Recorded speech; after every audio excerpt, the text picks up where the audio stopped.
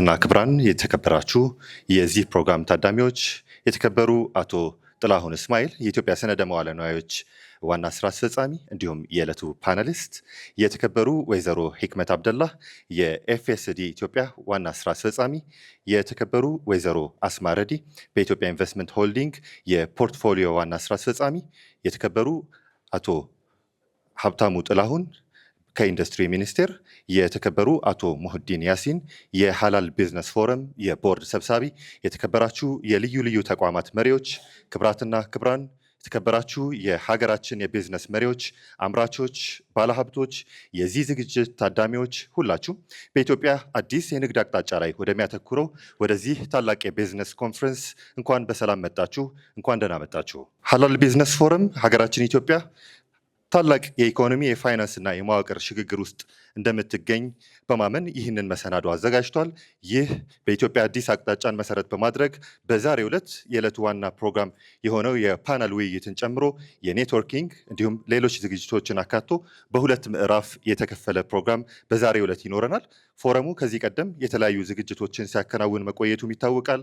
በአዳራሾች ከሚያዘጋጃቸው ፕሮግራሞች መካከል ይህ 6ኛው ፕሮግራሙ ሲሆን ባለፉት 5 ዝግጅቶች በማዕድን ልማት፣ በውጭ ኩባንያዎች ወደ ሀገር መግባት ጋር ተያይዞ ያሉ እድሎችና በገበያው ላይ ተወዳዳሪ ሆኖ መቆየት ላይ ያተኮሩ ፕሮግራሞች፣ በፋይናንሱ ዘርፍ የፋይናንስ ምንጮች ላይ ያተኮሩ እንዲሁም በሀገራችን የሞኔተሪ ፖሊሲ ዙሪያ የመጡ ለውጦችን መጠቀም የምንችልባቸው መድረኮች ላይ ትኩረታቸውን ያደረጉ ፕሮግራሞች ከዚህ ቀደም ተደርገዋል።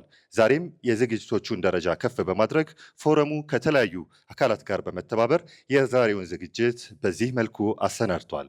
ዝግጅታችን ከዚህ ሰዓት ጀምሮ ወደ እናንተ መድረሱን ይጀምራል። ሁላችሁም በድጋሚ እንኳን ደህና መጣችሁ እያልኩኝ የዕለቱን ፕሮግራም የመክፈቻ ንግግርና የእንኳን ደህና መጣችሁ መልእክት እንዲያስተላልፉልን የሐላል ቢዝነስ ፎረም የቦርድ ሰብሳቢ የሆኑትን አቶ ሙህዲን ያሲንን ወደ መድረኩ ጋብዛለሁኝ። እሳቸውን በክብር ተቀበሉልኝ።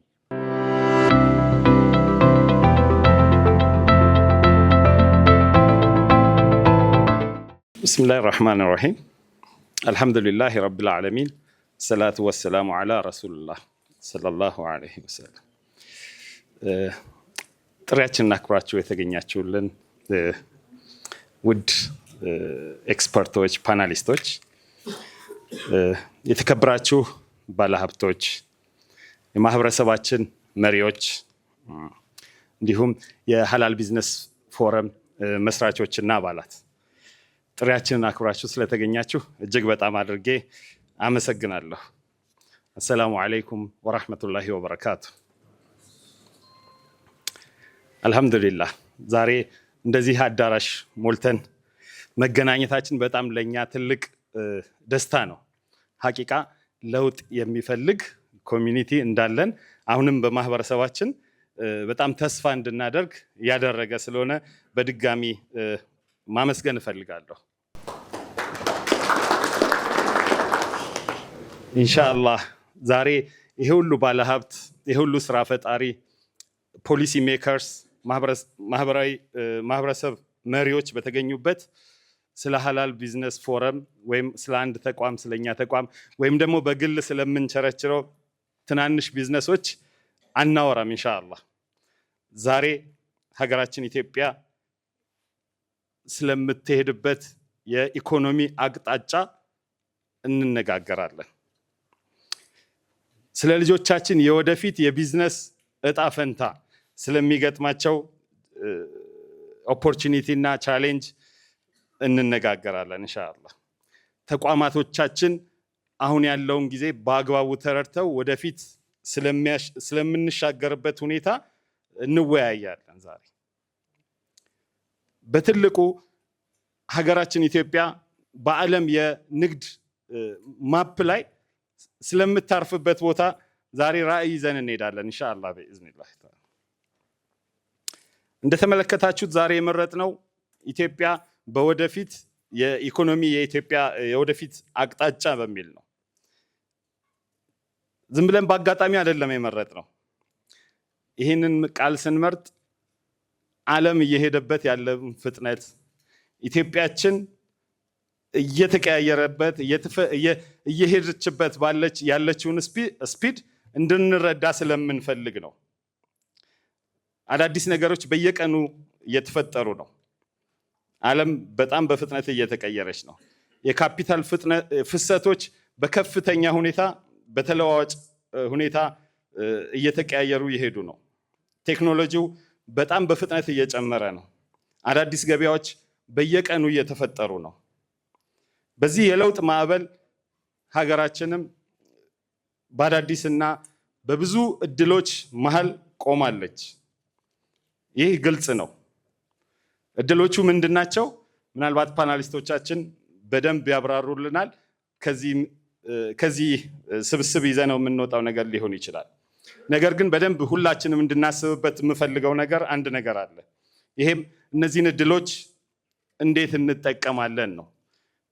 መጠቀም እንችላለን ወይስ እስካሁን ልክ ባለፉት 30 ዓመታት እንደሆነው የበይ ተመልካች ሆነን እዛው እንቀራለን? ይሄ እያንዳንዳችን በየራሳችን ልንመልሰው የሚገባ በጋራ ልንመልሰው የሚገባ ጥያቄ ይመስለኛል። ሁላችንም ብናስብበት በጣም ደስ ይለኛል።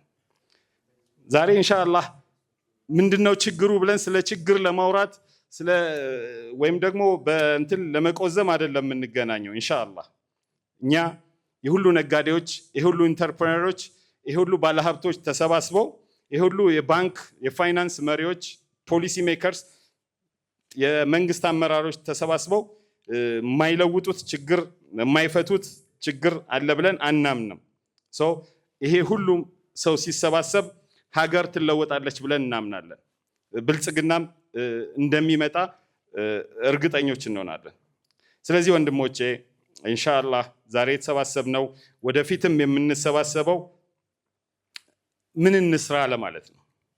በጋራ ስለምንሰራቸው ነገሮች ለመመካከር፣ እንዴት እንዘምን ለማለት ነው። ምናልባት ያሉን ሶል ቢዝነሶች ወደ ፒኤልሲ ማሳደግ ሊኖርብን ይችላል። ፒኤልሲዎቻችን ወደ ሼር ካምፓኒ ማሳደግ ይኖርብናል። ሼር ካምፓኒዎቻችን ደግሞ የካፒታል ማርኬቱ ተዋናይ እንዲሆኑ ግድ የሚለን ሰዓት እንደደረሰ እናምናለን። አንዳችን ከሌላችን መማማር አለብን ብለን እናምናለን።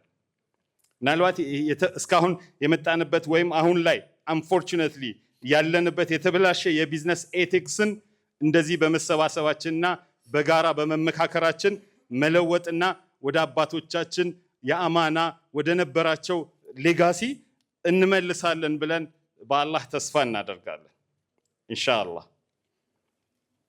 ይህ ሀላል ቢዝነስ ፎረማችን የተመሰረተበት ዋና ሀሳብ ነው። እነዚህን ሀሳቦች ይዘን ባለፉት 1 ዓመት ከጥቂት ወራት ጋር የተለያዩ እንቅስቃሴዎችን አድርገናል። አልহামዱሊላህ ቅድም ወንድሜ እንደገለጸው የተለያዩ ፕሮግራሞችን፣ መሰባሰቦችን፣ አባላትን ማፍራት ችለናል። በጣም ደስተኞች ነን። ይህ የምንደሰትበት ውጤት ነው። ነገር ግን የምንቆምበት የምንረካበት አይደለም። እኛ እንደ ሀላል ቢዝነስ ፎረም ራዕያችን በጣም ትልቅ ነው። ራዕያችን ከዚህ መሰባሰባችን ከዚህ ኢኒሼቲቫችን ውስጥ ትልልቅ ኮርፖሬት ካምፓኒዎች ሲበቅሉ የሀገርን ችግር የማህበረሰባችንን ችግር ሲፈቱና ብልጽግናን ሲያመጡ ማየት ነው ራዕያችን።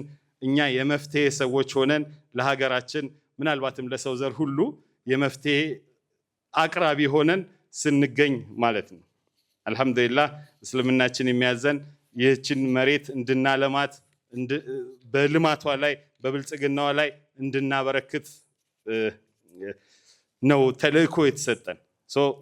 ወንድሞቼ ኢንሻአላህ በዚህ መንፈስ ይህንን ፕሮግራም እንድትታደሙልንና አብረን ወደፊትም ከሀላል ቢዝነስ ፎረም እና ከአባላቶቻችን ጋር በጋራ እንድንቆይ አደራ እላለሁ። ድጋሚ ስለተገኛችሁ አክብራችሁን ስለመጣችሁ እጅግ በጣም አድርጌ በአላህ ስም ላመሰግናችሁ እወዳለሁ።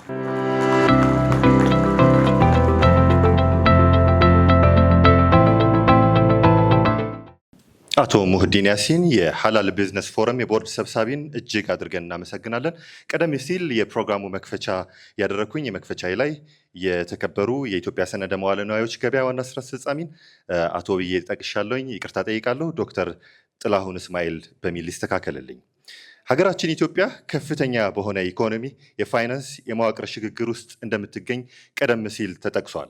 ይህ አዲስ አቅጣጫ በግሉ ዘርፍ የሚመራ ጠንካራ ኢኮኖሚ ለመገንባት የተዘረጋ አዲስ ፍኖተ ካርታ ነው። ለውጡን ስንቃኝ ደግሞ ሁሉንም የኢኮኖሚ ትስስሮች በአንድ ወጥ እይታ ውስጥ ማየት ይኖርብናል። ይህ አዲስ የኢኮኖሚ ጉዞ በቀጥታ የሚጀምረው የሀገር ውስጥ የማምረት አቅማችንን ከማሳደግና የንግድ ፖሊሲዎቻችንን በዘመናዊ መንገድ ከመቃኘት ነው። ክቡራትና ክቡራን፣ ሀገራችን ቀደም ሲል ኢንቨስትመንትን ለማበረታታት ለብዙ ዓመታት ስትከተለው ከነበረው የተለመዱ አሰራሮች ወጥታ አሁን አዲስ ደንቦችን በማውጣት በአፈጻጸም ላይ የተመሰረቱ ማበረታቻዎች ወደሚሰጡበት አዲስ ስርዓት እየተሸጋገረች ትገኛለች። ይህም እንደ ገቢ ግብር ቅናሽ ተመኖችና የካፒታል አበል ጥቅማጥቅሞችን በማቅረብ በትክክል ለሚያመርቱና ውጤት ለሚያመጡ ኩባንያዎች ቅድሚያ የሚሰጥ አሰራርም ነው።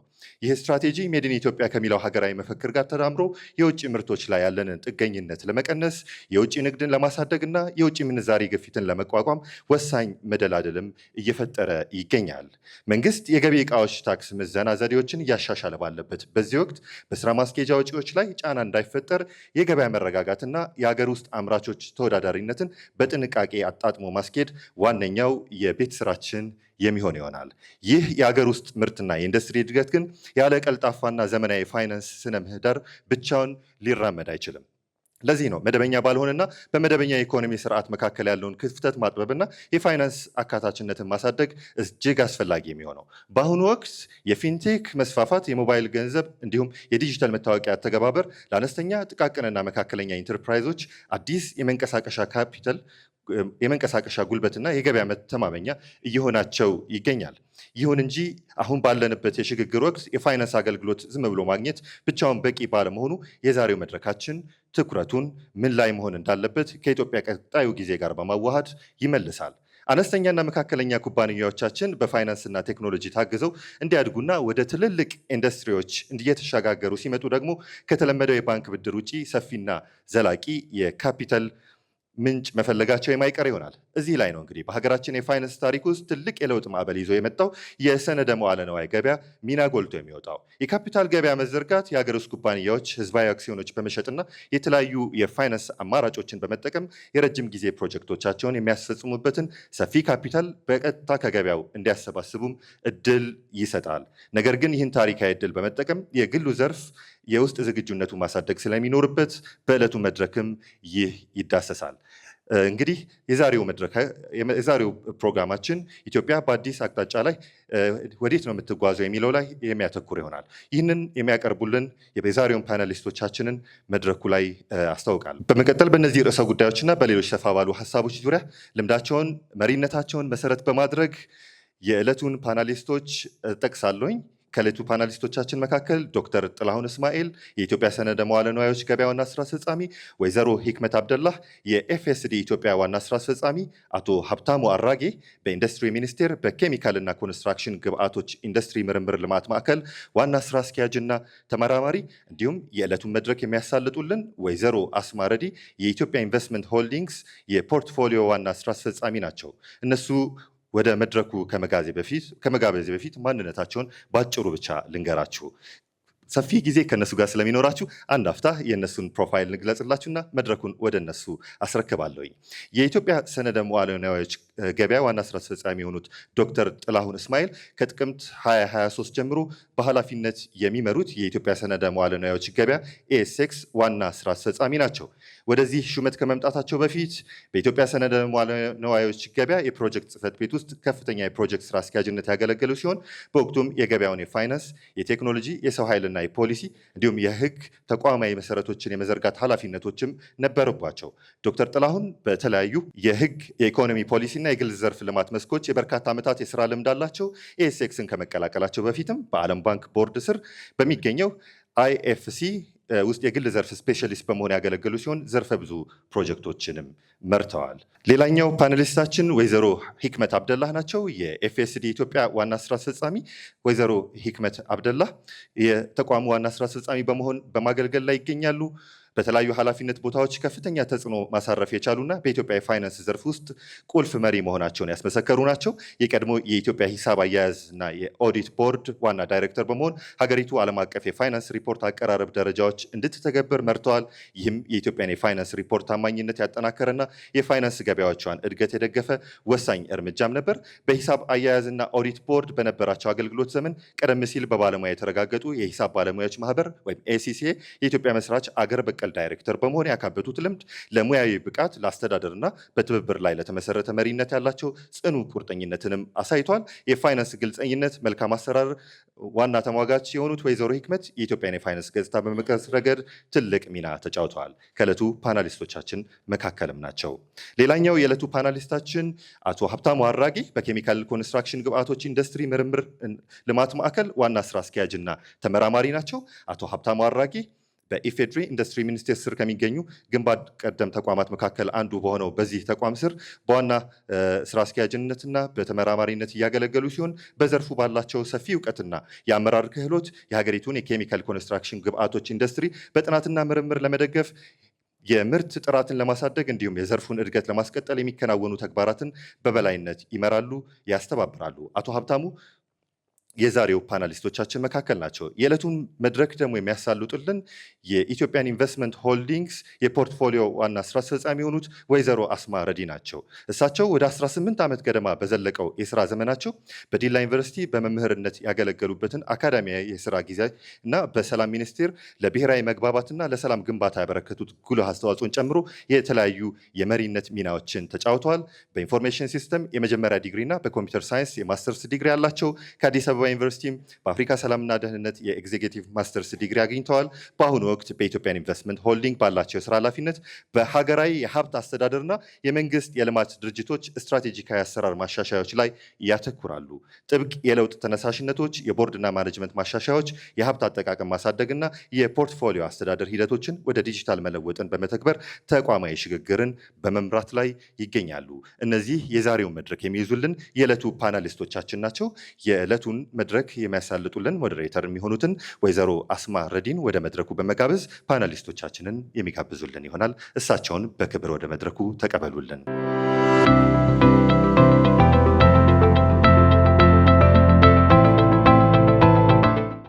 ሰላም አለይኩም። በድጋሚ በመጀመሪያ እኔን እዚህ መድረክ ላይ እንድገኝና ይህንን ትልቅ መድረክ ፋሲሊቴት እንዳደርግ የሀላል ቢዝነስ ግሩፕ ስለጋበዘኝ እጅግ በጣም አመሰግናለሁኝ። ያው አብዛኛውን ነገር አስተዋወቂያችን ብሎ ጨርሷል። ለእኔ ብቻም ሳይሆን ለቀጣይ ፓናሊስቶችም ያስተረፈ አይመስለኝም እና ጥሩ ነው። ዘግይተንም ስለጀመርን አብዛኛው ነገር ሄዷል። ግን አንድ ነገር ኮመንት አድርጌ ነው ወደ መድረክ አወያይነት የምቀጥለው። ብዙ የመንግስት መድረኮችን አዘጋጅተናል፣ መርተናል እና በጣም ብዙ የሚቸግረኝና የሚጨንቀኝ የነበረው ታዳሚ በሰዓቱ ይገኝና የኛ ባለስልጣናት በጣም ነው የሚያስቸግሩት። የ2 ሰዓት ተኩል ፕሮግራም 5 ሰዓትም ሊመጡብን ይችላሉና ዛሬ ደግሞ ተቃራኒውን ያየሁት። እንግዶቻችን ኦልሞስት 3ቱም ፓነሊስቶች ኢንክሉዲንግ ማይሰልፍ 2 ሰዓት ከ20 እዚህ ተገኝተናል። አብዛኛው ታዳሚ ያው ሱቁን ከፍቶ ካፒታሉን ምናምን አጥርቶ ነው መሰለኝ የመጣውና ሌላ ቀን ይሄ ባይደገም ሰዓታችንን በደንብ ፕሮፐርሊ ማኔጅ ማድረግ እንችላለን ብዬ አስባለሁኝ። አፍ በሉኝ፣ ያው መታረም ካለበት ማስተላለፍ ስላለብን በድጋሚ እንኳን ደህና መጣችሁ። ሁሉም በእንግድነትም በተሳታፊነትም የመጣችሁና ፓናሊስቶቻችን እንኳን በደህና መጣችሁ። ዛሬ አገራችን እያደረገች ባለችው ትልቅ የኢኮኖሚ ጉዞ ላይ ታሪካዊና ወሳኝ ምዕራፎችን እንደ ሀገር እያለፍን ነው። እዚህ ሂደት ውስጥ ደግሞ እዚህ ቤት ያላችሁት የንግዱ ማህበረሰቦች ትልቁ አውራውን ሚና ይዛችሁ ወደፊት የምትሄዱ ናችሁ ብዬ አስባለሁ። ምክንያቱም ኢትዮጵያ ካለፈችበት የዘመናት የባህላዊ ኢኮኖሚ የማራመድ ሂደት ተላቃ ገበያ መር የሆነ ኢኮኖሚ ገነባለው ስትል በመንግስት ተቋማት አይደለም። ዋናው የንግዱ ማህበረሰብ በዛ ስርዓት ውስጥ ራሱን አዘጋጅቶ ያሉትን እድሎችም ተጠቅሞ ቶሎ ኮፓፕ አድርጎ ወደዛ በሚገባበት ሂደት ውስጥ ነውና ያንን ማሳካት የሚቻለው አጠቃላይ የፋይናንስ ስርዓቱን እናዘምን ሲባል፣ የኢንዱስትሪ ብስለትን እናጠናክር ሲባል ሁሉም ፖሊሲ አውጪው ፖሊሲ የሚያስፈጽመውን እዛ ፖሊሲ ላይ ደግሞ ሚና ይዘው የሚጫወቱ አካላት ተቀናጅተው ሲሄዱ ነው እንደ ሀገር መሻገር የምንፈልጋቸውን ነገሮች ምንሻገረው ብዬ አስባለሁና እንደ ሀገራችን አጠቃላይ ዘላቂ የሆነውን ኢኮኖሚ እድገት ማረጋገጥ አለብን ሲባል የመንግስት ፖሊሲ አውጪዎች እንዲሁም ደግሞ የተለያዩ ውጤታማ የሆኑ የካፒታል ገበያ ስርዓቶችን ማጠናከር ሂደት ውስጥ የፋይናንስ ስርዓቱን ማጠናከር ሂደት ውስጥ ሚና ያላቸው አካላት ሁሉ ተቀናጅተው መስራት አለባቸው ተብሎ ይታሰባል። ለዚህ ደግሞ በብዛት ከመረጃ ርቀን ፖሊሲ ላያችን ላይ የሚፈጸምብን የነበረን ፖሊሲውን እንኳን በአግባቡ ተረተነው ከኛ አቅምና እውቀት ጋር አጣጥመን ለመተግበር በጣም የሚየሮጠ ከሚያስቸግረን ኮሚኒቲ ደግሞ ዛሬ እዚህ ቤት ያለነው ኮሚኒቲ ነገሮችን ከፖሊሲ አውጪዎች ራሳችንን አግልለን አብዛኛውን ነገር በራሳችን ጉልበትና ጥረት ነው አሸንፈን ባይ ዘ ዌይ ሰርቫይቭ አድርጋችሁም በየት ጊዜው መንግስት በተቀየረ ቁጥር ፖሊሲ በተገለባበጠ ቁጥር አፌክትድ ሆናችሁ ግን ሪዚሊየንት ሆናችሁ ነው እዚህ ቤት ዛሬ ነጋዴ ነኝ ብላችሁ ቆማችሁ የበቃችሁት። የእናንተ ቤተሰቦች የእናንተ ጓደኞች ለውጦችን መቋቋም አቅቷቸው የከሰሙ እጅግ በርካታ አሉ እናንተው የምታውቋቸውና ዛሬ ላይ ደግሞ ባለው የለውጥ ሂደት ደግሞ እንደዛ አፌክትድ ላለመሆን አንደኛ ተቋቁሞ ለማለፍ፣ ሁለተኛ ደግሞ በሚመጡ እድሎች ሁሉ ደግሞ ኤክሴል አድርጎ ለመምጣት እንደዚህ አይነት ማማማር መድረኮችን አምናችሁ መምጣታችሁ አንዱ ልበክፍት ሆኖ መገኘት ነው። ከብር ብቻ ከሚያምን ኮሚኒቲ አሁን ከብር ወጥቶ በመረጃ ስርዓቱን በማወቅ ስርዓት ውስጥ ትክክለኛ ሚና ቦታውን አውቆ ለመሄድ አስቦ መሰባሰቡ ትልቅ ነገር ነው ብዬ አስባለሁኝ። ዛሬ የሚኖረን ውይይት መድረክ አስተዋዋቂው እንዳለው ንድፈ ሀሳቡ ላይ አይደለም የምናወራው። የጋበዝናቸው ሶስቱም ፓናሊስቶች በአንድም በሌላም መሬት ወርዶ የሚፈጸመው ንድፈ ሀሳቡን የሚያወርዱ አካላት ናቸውና በዛ ሂደት ውስጥ አብዛኞቻችሁ ወደዛ እየመጣችሁ አላችሁ። ኢንዱስትሪ ሚኒስቴር ፓናሊስታችን የሚያቀርባቸው ነገሮች ውስጥ ፕራክቲካሊ እያለፋችሁ ነው ያላችሁት። ያው የስቶክ ማርኬት ካፒታል ማርኬት ገበያው ከተከፈተ ጊዜ ጀምሮ አብዛኛው ራሱን በማዘጋጀትና እዛ ላይ ለመሳተፍ የሚያደርገው ጥረት አለ። ፋይናንሻል ኢንክሉዥን ላይ የራሳችን ትልቅ ሚና አለና በዛ ተግዳሮቶቻችሁ ውስጥ እየገጠማችሁ ያሉ ፕራክቲካል የሆኑ ቻሌንጆችን ልትጠይቁ እዛ ላይ ማብራሪያ የሚሰጡት ነገር ካለ ማብራሪያ እንዲሰጧችሁ፣ እንደው ዛሬ ላይ ማብራሪያ መስጠት የማይችሉት ነገር ካለ ደግሞ ያው ለፖሊሲ ሜከርስ ቅርብ ስለሆኑ በቀጣይ ለነዛ ነገሮች መፍትሄ ለመፈለግ አሳይመንት ይዘው እንዲሄዱ ነው። ሁሉን ነገር መልሰው እንዲጨርሱላችሁ ኤክስፔክት አታደርጉም ብዬ አስባለሁና ማብራራት ያለባቸውን ያብራራሉ። ከዛ በኋላ ግን ይዘው የሚሄዱትን ደግሞ ያው ሀላል ቢዝነስ ፎረም ዛሬ ብቻ አይደለም ይቀጥላል ብዬ አስባለሁኝ። በሌሎች መድረኮች ደግሞ እነዛን ክፍተቶች እየዘጋ እንሄዳለን ብዬ አስባለሁኝ።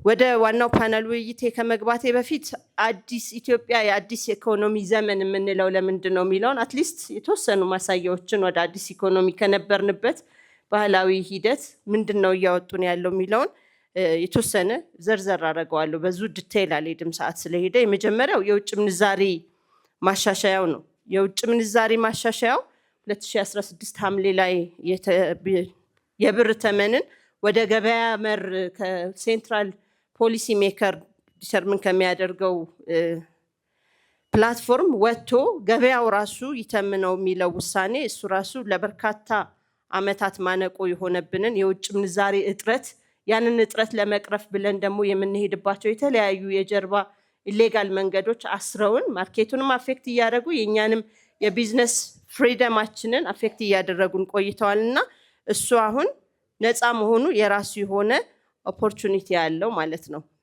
ሁለተኛው የካፒታል ገበያ መፈጠር ነው። በኋላ ዶክተር በደንብ ዲቴይል ይሄድብናል። እሱም ራሱ ከባንክ ኢንዱስትሪውም ርቀን ነበረ። ኢቭን የምናደርጋቸው ካፒታል ለማሳደግ የምንሄድባቸው መንገዶች ሞር ኦፍ ትራዲሽናል ዌይ እርስ በርሳችን በሼርም በምንም የሄድንበትን መንገድ ሌጋል ባካፕ ያልነበረውና ፕላትፎርም ያልነበረው በመሆኑ አክሰሱ ሊሚትድ ነበረ። አሁን ግን እሱ በመከፈቱ የካፒታል ሶርሲንጋችንን ያለንን አይድል ገንዘብ ወደ ፕሮዳክቲቭ ማርኬት ለማምጣት ያለንን ኦፖርቹኒቲ በጣም በስፋት ይወስደዋል ብለን ነው የምናስበው። ሌላው የባንክ ዘርፍ ራሱ ለውጭ ተወዳዳሪ እየሆነ መምጣቱ ዛሬ ላይ ራሳችንን ሬዲ አድርገን በጣም ሊሚትድ ከነበረው ሎካል አክሰስ ወደ ያው ለባንኮቻችን ሂድራ ሪፕሬዘንታቲቭ ካሉ ሪስክ ሊሆን ይችላል። ለእኛ ግን ኦፖርቹኒቲ ይዞት የሚመጣው ነገር ስላለ እሱንስ እንዴት እንሄዳለን? የገንዘብ ፖሊሲ የማዘመን ሂደት ራሱ ብሔራዊ ባንክ በእውነተኛ የወለድ ተመን ላይ የተመሰረተ ማርኬት መክፈቱ እሱ ራሱ የኛ የንግድ ሂደት ላይ የራሱ አስተዋጽኦ አለው።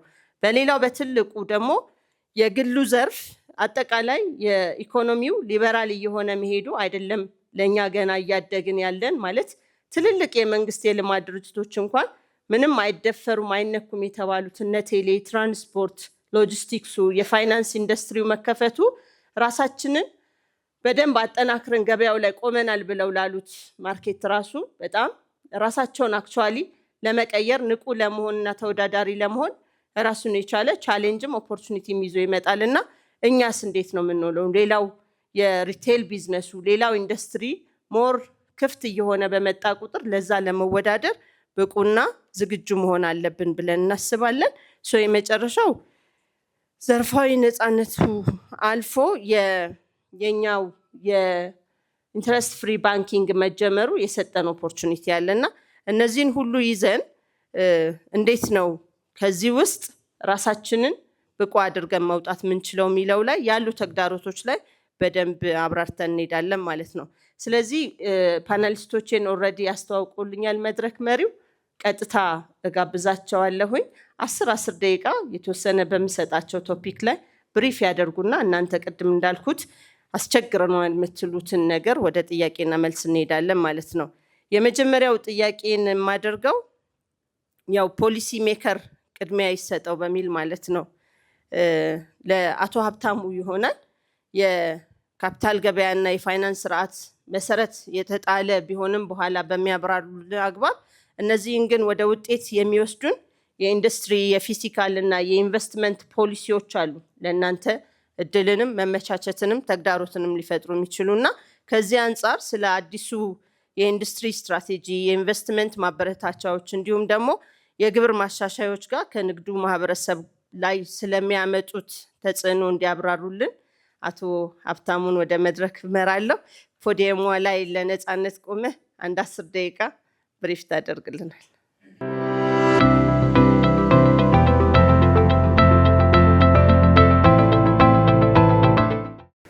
ሰላም አለይኩም ወራህመቱላህ።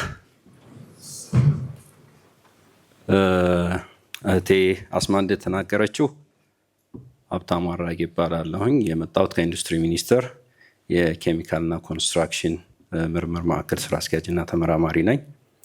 እዛ ተቋም ላይም ነው ያደግኩት ከባለሙያ ጀምሮ።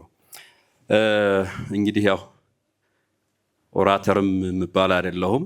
የተሰጠኝ መድረክ ዋና ዋና ፖይንቶቹን 10 ደቂቃ ባይሞላም አቀርብና በጥያቄና መልስ እናዳብራቸዋለን ብዬ አስባለሁኝ። ለእኔ የደረሰኝ በዋናነት ስንጠቀምበት የነበረው የማኑፋክቸሪንግ ኢንዱስትሪ ስትራቴጂ በአዲስ የኢንዱስትሪ ስትራቴጂ እና ፖሊሲ ተተክቷል። ይሄ ፖሊሲ መተካት ያስፈለገበት ምክንያት ምንድን ነው? ሁለተኛ የአዲስ የኢንቨስትመንት ማበረታቻ ስርዓት ተዘርግቷል። 5/17/2014 የሚባል የኢንቨስትመንት ማበረታቻ ነበር የምንጠቀመው። ይሄ ማበረታቻ በ586 2018 ተተክቷል።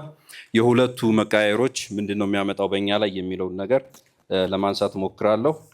በመጨረሻ ደግሞ ከማኑፋክቸሪንግ አንጻር ኢትዮጵያ ታምርት የሚል እንቅስቃሴ እያካሄድን ነው እና ይህ እንቅስቃሴ በተለይም በግል አንቀሳቃሹ ላይ የሚያመጣው ተጽዕኖ ምንድን ነው? እዚህ ተጽዕኖ ላይ የሚፈጥራቸው ኦፖርቹኒቲስ ምንድን ናቸው? ከኦፖርቹኒቲዎቹን ከመጠቀም አንጻር ከኛ ምን ይጠበቃል የሚሉትን ነገሮች ለማንሳት ሞክራለሁ። በዋናነት 1994 ስንጠቀምበት የነበረው የኢንዱስትሪ ፖሊሲ ወደ አዲስ ፖሊሲ መሸጋገሩ ታስታውሱ ከሆነ አብዛኛዎቻችሁ ቢዝነስ አክተሮች ነበራችሁ እና ትልቁ ትኩረት ይሰጥ የነበረው የመጀመሪያው የኢንዱስትሪ ፖሊሲ ኤክስፖርት መር ነበር። ኤክስፖርት ሊድ ኢንዱስትሪያላይዜሽን ነበር እና ኢትዮጵያ ውስጥ ደግሞ ኤክስፖርት ከምናደርገው በላይ በዋናነት ከዕለት ተዕለት የምንጠቀምባቸው እቃዎች ጀምሮ ብዙ እቃዎች ወደ አገር ውስጥ እናስገባ ነበር እና የምናስወጣው እቃና የምናስገባው ዶላር በብዙ እጥፍ ብዙ እቃዎችን ኢምፖርት እናደርጋለንና ኢምፖርት የምናደርጋቸው እቃዎች ላይ እዚህ ሀገር የሚመረቱበት እድል ካለ ከኤክስፖርቱ ጋር ለምንድን ነው ኮምፔር የማይደረገውና ኢምፖርት የራሱ ማበረታቻ የማይኖረው? ስለዚህ ኢትዮጵያ አሁን ባለችበት ኤክስፖርት ከምታደርገው ይልቅ ኢትዮጵያ ውስጥ ወደ አገር ውስጥ የሚገቡ የኢምፖርት እቃዎች ስለሚበዙ ከኤክስፖርቱ ፓራራሊ ለኢምፖርቱ ትኩረት መሰጠት አለበት የሚል አንድ ግራንድ የሆነ መነሻ ይዞ ኢትዮጵያ ውስጥ ለሚመረቱ የኢንዱስትሪ ምርቶች ኤክስፖርቱ ሊያገኘው የሚችሉ ጥቅማ ጥቅሞች ማግኘት አለበት የሚል መነሻ ይዞ የኢምፖርት ሰብስቲቱሽን የሚያጠናክር ወይም እኩል ከኤክስፖርቱ ጋር ትኩረት የሚሰጥ የኢምፖርት ሰብስቲቱሽን ስትራቴጂ ማዕከል አድርጎ የሚሰራ ማበረታቻ እንዲኖረው ተደርጎ ፖሊሲው ሪቫይዝ ተደርጓል። ሁለተኛው ዓለማዊ ሁኔታ አስገዳጅ የሆኑ ነገሮች እየመጡ ነው። እነዚህ አስገዳጅ የሆኑ ነገሮች ዳይናሚክ ከመሆኑ አንጻር ይሄ ዓለም አንድ ነገር በተፈጠረ ቁጥር ዓለም ላይ ሁሉም ታስታውሱ ከሆነ ጥሩ ማመላከቻዎች አሉ። የኮቪድ-19 ታስታውሱ ከሆነ ሁሉም ሀገሮች ኤክስፖርታቸውን ሚኒማይዝ ያደረጉበት ጊዜ ነበር።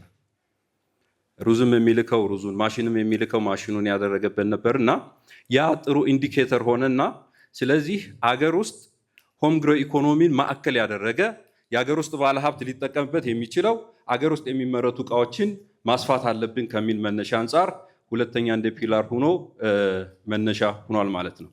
እነዚህን ሁለቱም ብቻ ለዚህ መድረክ ማንሳቱና ለኛ ምን ይጠቅማል የሚለውን ነገር ስናይ አንደኛ ሆም ግሮ ኢኮኖሚ የሚለው የአገር ውስጥ ባለሀብትን በተለይም ንግድና ሰርቪስ ሴክተር ላይ ያለውን ወደ ማኑፋክቸሪንግ እና አምራች ዘርፍ ብናመጣው ይሄንን ደግሞ በማበረታቻ ብንደግፈው ብዙ ነገሮችን አገር ውስጥ ማምረት ይቻላል የሚል ሐሳብ መነሻነት ሪቫይዝ ተደርጓል። እነዚህ ሪቫይዝ ሲደረጉ ይሄንን ተከትሎ የሚመጡ ማበረታቻዎች ደግሞ ይሄንን ሰፖርት ማድረግ አለባቸው። ስለዚህ አላይን የሆነ የማበረታቻ ስርዓት መዘርጋት አለበት ማለት ነው። ሌላው እዚህ ሀገር ላይ ትልቁ ችግር አብዛኛዎቻችሁ በማኑፋክቸሪንግ ወይም በሰሚ ማኑፋክቸሪንግ ላይ ያላችሁ ሰዎች ከሚያጋጥማችሁ ችግር ልታነሱት የምትችሉት ማኑፋክቸሪንግ ኢንዱስትሪ እዚህ ሀገር ላይ ይቋቋማል። አብዛኛዎቹ ግን ለማኑፋክቸሪንግ ኢንዱስትሪ ግብአት የሚሆኑት መልሰን ደግሞ ከውጭ ነው የምናመጣቸው። ስለዚህ ኔት ቫሊዩ አዲሽናችን በጣም አነስተኛ ይሆናል ማለት ነው። ለምንሸጠው ፕሮዳክት የምናመጣቸው ግብአቶች መልሰን ከውጭ የምናመጣ ከሆነ ከፍተኛ ወጪ የሚዳርግና ለከፍተኛ የውጭ ምንዛሬ የሚዳረግ መሆን አስፈላጊ አይደለም። ስለዚህ ለዚህ ተኪ የሚሆኑ ግብአቶችንም እዚህ ሀገር ላይ ሊያመርቱ የሚችሉ ትኩረት መስጠት አለብን የሚል ሌላው መነሻ ይዞ የኢንዱስትሪ ፖሊሲው በዋናነት እነዚህንና ሌሎችም አሉ፣ ከኢንቫይሮንመንትም አሉ፣ ከሴፍቲም ከሴኩሪቲም አለና ይህም ማዕከል አድርጎ የኢምፖርት ሰብስቲቱሽን ከኤክስፖርት ጋር እኩል ትኩረት ሊሰጠው ይገባል የሚል ሀሳብን ይዞ ፖሊሲው ሪቫይዝ ተደርጓል ማለት ነው። ከዛ ቀጥሎ የ586 አዋጅ ወይም አዲሱ የኢንቨስትመንት ማበረታቻ አዋጅ ዋና ዋና የሚባሉ 9 ነጥቦችን ይዞ 517ን ሪቫይዝ እንዲያደርገው ተደርጓል። ከነዚህ ውስጥ ቅድም እንዳልኩት የኢንዱስትሪው ፖሊሲውና ማበረታቻው አብሮ ስለሚሄድ መጀመሪያው የማበረታቻ ኤክስፖርትን ብቻ ታሳቢ ያደርግ የነበረው አሁንም ኤክስፖርት የሚደረጉ ዓለም ላይ ልንወዳደርባቸው የምንችል እቃዎች ተወዳዳሪ መሆን የኮምፓራቲቭ አድቫንቴጃችንን መነሻ ስለሚያደርጉ እነሱ እንዳሉ እንዲቀጥሉ፣ ነገር ግን ሁለተኛው የገቢ ምርትን በአገር ውስጥ መተካት የሚያስችሉ ኢንዱስትሪዎች በሚቋቋሙበት ጊዜ መቋቋማቸው ብቻ ሳይሆን እስካሁን የነበረው ሆሊስቲክ የማበረታቻ ወደ ፐርፎርማንስ ቤዝ ወይም አፈጻጸማቸውን ማዕከል ያደረገ ጥቅማ ጥቅም ለምን አያገኙም የሚል ሁለተኛው የኢንቨስትመንት ማበረታቻ ሕግ ሆኖ እንዲወጣ ተደርጓል። ከነዚህ ውስጥ ኤክስፖርት ሊያገኛቸው የሚችሉትን አንድ ኤክስፖርተር ሊያገኛቸው የሚችሉትን ጥቅማ ጥቅም ያገኛል ማለት ነው። ለምሳሌ የገቢ ግብር ነፃ የሚሆኑ ኢንፑቶችን ከውጭ ሀገር ሲያመጣ ተጠቃሚ እንዲሆን ይደረጋል። አዘ ሴም ታይም የብድር ዋስትና በሚሰጥበት ጊዜ ኤክስፖርተሩ የሚያገኘውን ኢምፖርት ሰብስቲቱሽን ላይ ያለውም አምራች ኢንዱስትሪ እንዲጠቀም እድል ሰጥቷል ማለት ነው። በሶስተኛው የአገር ውስጥ ለሚያመርቱ ኢንዱስትሪዎች ግብአትን የሚያመርቱ ቅድም ያልኩት ግብአት አንዱ ቻሌንጅ ነበረ። ለነሱ ግብአት የሚያመርቱ ሰሚ ፊኒሽድ የሚያመርቱ ኢንዱስትሪዎችና ግብአትን የሚያመርቱ ሮ ፕሮዳክቶችንም የሚያመርቱ ለምሳሌ የማይኒንግ ውጤት ሊሆኑ ይችላሉ፣ የግብርና ውጤቶች ሊሆኑ ይችላሉ። እነሱን ግብአቶች የሚያመርቱትም ጭምር በዚህ ማዕቀፍ እንዲበረታቱ ያደርጋል።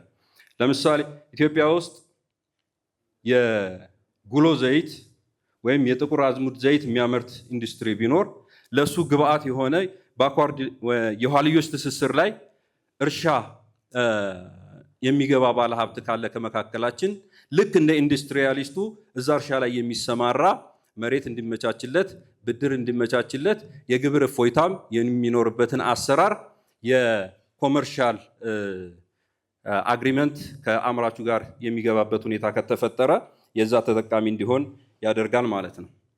አንዱ በመጀመሪያው የማበረታቻ ትኩረት ያልተሰጠው አሁን ግን በስፋት ትኩረት የተሰጠው ሁለቱም በአንድ ላይ ላንሳቸው አብረው ስለሚሄዱ የክህሎት ልማትና የስራ ዕድልና አዘሴም ታይም የምርምርና ጥናት ስራዎችን ማበረታታት ነው። እነዚህ ኢንዱስትሪዎች የሚንቀሳቀሱት በሰው ኃይል ነው። ስለዚህ የሰው ኃይል ልማት ላይ ኢንቨስት የምናደርጋቸው ወጪዎች እንደ ወጪ እንዲቆጠሩ አዲሱ የማበረታቻ ህግ የምንሰራው ኢንዱስትሪ ከዳይናሚክ ወርልድ ላይ ጋር እንዲገናኝ የምርምር ውጤቶችን በየጊዜው ተግባራዊ እያደረገ እያለማ ተመራማሪዎች ጋር እየሰራ አዳዲስ ፕሮዳክቶችን ማውጣት ይጠበቅበታል ማኑፋክቸሪንግ ኢንዱስትሪው። ስለዚህ እስካሁን ሳይታሰቡ የነበሩ ለምርምርና ለጥናት የሚወጡ ወጪዎች በማበረታቻው ሰነድ ላይ እንደ ወጪ ተቆጥረው የማበረታቻ አካል እንዲሆኑ ተደርገዋል ማለት ነው። ሌላው አሁን ካለንበት የኢንዱስትሪ አብዮት አንጻር አሁን 4.0 እና 5.0 የሚባል የዲጂታላይዜሽን ዘመን ነው ያለንበት። እዚህ ዘመን ላይ ወደፊት ሂደው ኢንቨስት የሚያደርጉ ዲጂታላይዜሽን እና የቴክኖሎጂ ሽግግርን ሊያመጡ የሚችሉ ኢንዱስትሪዎችን የኢንሴንቲቭ አካሉ እንዲሆኑ ያደርጋል። ለዓለማችን ላይ ትልቁ ቦይንግ አምራች ካምፓኒ በአንድ ድርጅት አይደለም የሚመረተውና ከብዙ ሀገራት ከሲንጋፖር ከጃፓን እስከ ኩባ ድረስ የተለያዩ ኮምፖነንቶች እየተመረቱ ነው። ስለዚህ እነዚህ ኮምፖነንቶች ደግሞ የሚመረቱት በአነስተኛና መካከለኛ ኢንዱስትሪዎች ነውና እኛም ሀገር አንዱ ትኩረት ሊሰጠው የሚችለው የስሞል ኤንድ ሚዲየም ኢንዱስትሪ ኢንተርፕራይዞች በተለይም ደግሞ ኢንተግሬት አድርገው ከትላልቅ ኢንዱስትሪዎቹ ጋር አላይን አድርገው ለነሱ ግብአትና አክሰሰሪ የሚያመርቱ ኢንዱስትሪዎች በዚህ የማበረታቻ ጥቅማ ጥቅም የፓኬጁ አካል እንዲሆኑ ተደርገዋል። መሬትና መሰረተ ልማት እንደዚሁም ሌሎች የኢንቨስትመንት ማበረታቻዎችን ታሳቢ አድርጎ ሪቫይዝ ተደርጓል። በጥያቄና መልስ እናዳብረዋለን ብዬ አስባለሁ። በመጨረሻ ላነሳው የምፈልገው ከኢትዮጵያ ታምርት አንጻር ነው። እኔ የመጣሁበት ተቋም የኢንዱስትሪ ሚኒስቴር ባለፉት 5 ዓመታት የኢትዮጵያ ታምርት ንቅናቄን ማዕከል አድርጎ ሲሰራ ቆይቷል። አንደኛ የኢትዮጵያ ታምርት መነሻው ምንድን ነው፣ ፍላጎቱስ መጨረሻ መድረሻውስ ምንድን ነው የሚል ሀሳብን ላንሳና በመጨረሻ በሚነሱ ሀሳቦች እናዳብረዋለን። አንደኛ አገራት ተወዳዳሪ ሊሆኑ የሚችሉት በዚህ ዘመን በቴክኖሎጂ በኢንዱስትሪ ውጤታቸው ነው። አንድ ማመላከቻ ብቻ ለማንሳት የኢንዱስትሪ ርቀት ምን ያክል ሊያስጉዘን እንደሚችል የሁለት ሀገሮችን ማነጻጸሪያ ማንሳት አስፈላጊ ይመስለኛል። የኢትዮጵያ እና የኢጣሊያ ወረራ ጋር ተገናኝቶ የሁለቱን ሀገራት መነሻ ላቅርብና ትንሽ ብሪፍ ላድርግ። በ1896 የመጀመሪያው ጣሊያን ኢትዮጵያን በወረረችበት ወቅት ኢትዮጵያ ከአጠቃላይ ጂዲፒዋ 0.8% አካባቢ አነስተኛ የሚባሉ የኢንዱስትሪ ውጤቶች ነበረ የኢንዱስትሪ ሸሩ። በዛ ወቅት ጣሊያን ከአጠቃላይ ጂዲፒዋ ወደ 22% የሚሆነው ኢንዱስትሪ ሸሪ ነበርና በዚህ ሁኔታ የእነሱም የኢንዱስትሪ እድገት በጣም ከጨርቃጨርቅና ከመለስተኛ የብረታ ብረት ውጤቶች የተላቀቀ ባለመሆኑ ጦርነቱን በተወሰነ ጊዜ ልናሸንፍ የቻልንበት ሁኔታ ነው ያለው። ከ40 ዓመት በኋላ ጣሊያኖች ወደ ኢትዮጵያ ሲመጡ የኢንዱስትሪ ሌቭላቸውን የሀገራቸውን 1/3 ገቢ በኢንዱስትሪ ላይ የተንጠለጠለና ሃይሊ አውቶሜት የሆኑ ማኑፋክቸሪንግ ውጤቶች ሲደርሱ እኛ ከ40 ዓመት በኋላ የኢንዱስትሪ ሼራችን 1.7 አካባቢ ወይም ከ1% እስከ 2% ነው ያሳደግነው።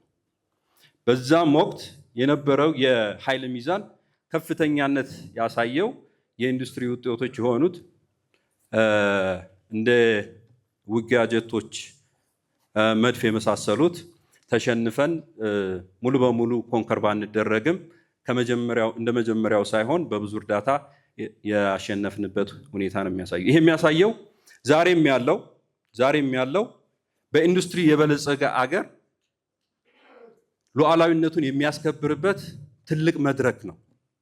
በቅርቡ በመካከለኛው ምስራቅ ያለውን አጠቃላይ ሁኔታ ታዩታላችሁ፣ ምን ያክል ቴክኖሎጂ ጌም ቼንጀር እንደሆነ። ስለዚህ ኢትዮጵያም ወደዚህ ማዕቀፍ ካልመጣች ሉዓላዊነትን የምታስከብርበት ሁኔታ ረጅም ጊዜ ሊወስድ እንደሚችል፣ ብዙ መስዋዕትነት ሊያስከፍል እንደሚችል ታሳቢ በመደረጉ እዚህ ሀገር ላይ የኢንዱስትሪ ንቅናቄ በመንግስት ተጀምሮ መጨረሻ ባለቤቱ ራሱ ኢንዱስትሪያሊስቱ እንዲሆን ይሄ የኢትዮጵያ ታምርት ንቅናቄዎችን በየክልሉና በየዞኖቹ 5 ዓመት ያክል አካሂደናል። በዚህም የማይናቁ ውጤቶች መጥተዋል። የማኑፋክቸሪንግ የአቅም አጠቃቀማችን በጣም ዝቅተኛ ነው። በነገራችን ላይ እንደ ኢትዮጵያ እንደ ፐርሰናልም ፕሮዳክቲቪቲ ሌቭላችን ዝቅተኛ ነው። ያንን ለመቀልበስ በዚህ 5 ዓመት ውስጥ ወደ 15% አካባቢ ለውጥ ማምጣት ከ53 ዘንድሮ ይመስለኛል 69-70 አካባቢ የኢንዱስትሪ አማካይ የማምረት አቅም አጠቃቀምን ማድረስ ተችሏል። የኢንዱስትሪ ሼርን ከሌሎች ሴክተሮች አንጻር ለማሳደግ ከፍተኛ ምርታ መጥቷል። ይሄ ለእናንተ የሚያሳየው ምንድን ነው? በዚህ ሂደት ላይ መንግስት እየሰጠ ያለው ትኩረት የተሻለ አቴንሽን እየተሰጠው መጥቷል። ስለዚህ ካለንበት ዘርፍ ወደ ኢንዱስትሪ ብንመጣ ተጠቃሚ እንሆናለን የሚል ሀሳብ ማንሳት ነው። ይህንን ሊደግፍልኝ የሚችለው በክቡር ጠቅላይ ሚኒስትራችን በዘንድሮ ላውንቺንግ ላይ ተከታትላችሁ ከሆነ በኢንዱስትሪ ሚኒስቴር የተጠኑ ኢትዮጵያ ውስጥ ቢመረቱ አዋጭ የሚሆኑ ኮምፓራቲቭ አድቫንቴጃቸው ከፍተኛ የሆኑ ምን አይነት ኢንዱስትሪ ይሆናሉ የሚል ወደ 96 አካባቢ ሴክተሮችን ተለይተዋል። እነዚህ ሴክተሮች ሲለዩ በ5 ዘርፍ አይሆፕ በአግሮ ፕሮሰሲንግ በዋናነት በሰፊው አግሮ ፕሮሰሲንግ ላይ፣ ሁለተኛው ቴክስታይል እና ጋርመንት ላይ፣ ሶስተኛው ሌዘር እና ሌዘር ፕሮዳክት ላይ፣ አራተኛው የማኑፋክቸሪንግ እና ማሽነሪ ላይ፣ አምስተኛው እኔ የምመራው የኬሚካል እና ኮንስትራክሽን ግብአቶች ላይ። አዘ ሴም ታይም እነዚህን ብቻ መለየቱ ብቻ ሳይሆን በጣም የተሻለ የሚሆነው እነዚህን ከለየናቸው በኋላ እነዚህን የሚያመላክት የት ቦታ ላይ ምን አይነት ሪሶርስ አለን የሚል ደግሞ አፕቱዴት በዚህ ሳምንት ላውንች ተደርጓል። በሚዲያ ተከታትላችሁ ከሆነ የኢትዮጵያ የማኑፋክቸሪንግ ሪሶርስ ማፒንግ ወይም የሀብት ልየታ ለማኑፋክቸሪንግ የሚሆን የሀብት ልየታ ተለይቷል። ስለዚህ እነዚህን ሀብቶች ኢንተግሬት አድርጎ ከተለዩት 96 ምርቶች አንጻር እነዚህ ላይ ብንገባ የተሻለ ይሆናል የሚል በእኛና በእናንተ መማማር አብረን የተሻለ ልናመጣ እንችላለን የሚል ሀሳብ አለኝ። አንደኛው ልሰጠው የምችለው በመጨረሻ ጊዜ ነው። ቻይኖቹ ምን ይላሉ? የአንድ ችግኝ መትከያ ጊዜው በጣም ፐርፌክት የሚባለው ጊዜ የዛሬ 20 ዓመት 25 ዓመት ሊሆን ይችላል። ሁለተኛው ፐርፌክት ጊዜ ደግሞ ዛሬ ነው። ዛሬን ከተጠቀምንበት ብዙ ለውጥ ማምጣት ይቻላል፣ በተለይም በኢትዮጵያ ማኑፋክቸሪንግ ሲስተም ውስጥ። ምክንያቱም አሁን ያሉን የማኑፋክቸሪንግ ጋፖች ቪዚብል ናቸው፣ ሰፊ ናቸው፣ ይታወቃሉ። እነዚህን ጋፖች ገብቶ ፊል ማድረግ የሚቻልበት እድል አለ። ትናንትና እነዚህን ጋፖች ፊል ብናደርጋቸው ጥሩ ነበር፣ እድሉ ባያመልጠን። ትናንት አልተጠቀምንበትም፣ ዛሬ ደግሞ ብንጠቀምባቸው በጣም ሰክሰስፉል እንሆናለን ብዬ አስባለሁ። ሰዓቴ ካልደረሰ ቀጥላለሁ፣ ከደረሰ ቴንኪው፣ አመሰግናለሁ።